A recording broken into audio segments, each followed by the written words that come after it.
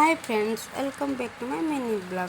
Finally आज मैं college जाऊँ, मत बहुत खुशी लगुच। कॉलेज जीवार अभिप्राय तो आपण मैंने वीडियो कंटिन्यू कर देखले ही जानीपारे। एवं आम कॉलेज आसीगलु। कॉलेज आसला खाली सबुआडे सबुज सबुज ही देखा जाउची। केते दिन पर आम जन टिके देखालु। आम जन तो कथबार्ता न कहले सरे, कथा केते हेले भी सरे नहीं। आम दु जनकर सेठी +2 +3 पिला मनकर एडमिशन चलीथिबार देखिकी आमे टिके कैंटीन आड़े आसिलु। मुंड टिके ठंडा करने को आइसक्रीम खाई फिर से मत जगी कैंटीन आड़े आसिलु। आइसक्रीम दीटा नहीं कि टिके मुंडटा ठंडा करदेलु।